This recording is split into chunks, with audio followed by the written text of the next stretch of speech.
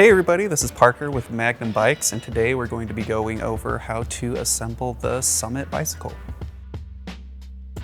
So first off, we're going to start by putting the handlebars on the stem here. What we're actually going to want to do first is make sure that the stem is in the proper orientation with the fork.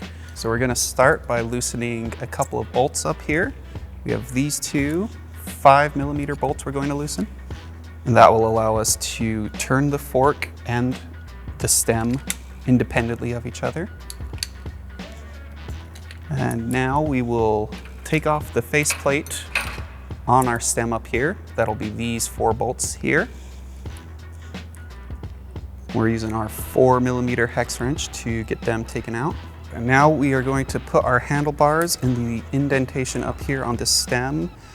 Not super important, the orientation of the handlebars right now, so we can just rotate it a little bit to give us easy access to our threaded holes here. And from there, we will install the faceplate back on the bike. It's important to remember to install the bolts in an X pattern to snug it down evenly across the stem to allow the handlebars to be straight. Now that I have my handlebar on loosely, you can see I can still rotate and pivot the handlebar a little bit. This will allow me to put it in the correct orientation that I am looking for. A lot of this is personal preference. And then when we finally tighten them down, we are going to go back and tighten them in that X pattern I had mentioned earlier. Now we'll move on to installing the front wheel on the bike. There may be a few things in your way here of note to take out. First off, this little fork protector. And there is also a little spacer in the caliper here that we will need to remove. To install it, we'll be using our quick release skewer. To make sure the springs are in the proper orientation is an important part here. We should have the thin parts of the springs pointing towards into each other. We'll install the handle side on the same side as our rotor here on the front wheel. And just get the other side slightly threaded to give us enough space to work with while installing it. We align the rotor inside the caliper and the axle into the dropouts. And now we'll start to snug down our quick release by spinning this little head clockwise. When we get it to where we feel it's tight enough, we're going to start to clamp on our handle here, and while lifting up into the wheel to make sure it's seated into the dropouts all the way. A good rule of thumb is to make sure that you leave an imprint of the handle on your hand when you install the wheel. That will make sure it's tight enough. Next, we're going to be installing our pedals. Do note that they are threaded differently, so they are going to be labeled for which ones you will need. We have the left pedal and the right pedal, and that is left and right as if you're sitting on the bike.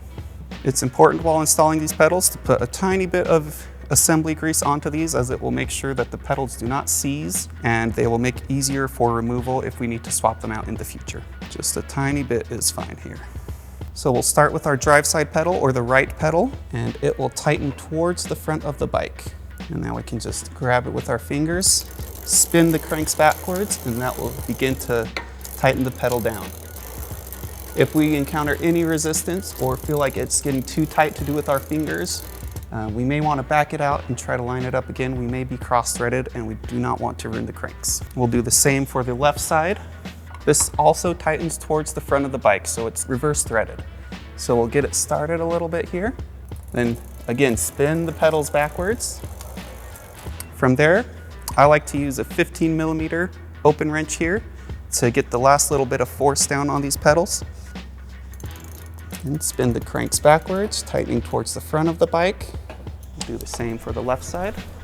So now to install the seat post, it is important that we use some more assembly grease in our seat tube down here. I find a toothbrush helps me get the job done without getting my hands too dirty. We'll just apply some grease to the inside of the tube here and then install our seat. Again, you'll be looking to leave impressions on your hands to make sure that it's tight.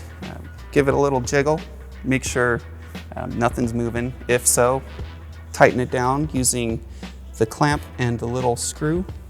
For aligning the handlebars to the front wheel here, I like to straddle the bike as it gives me a better view of what I'm looking at, as if I were to be riding it.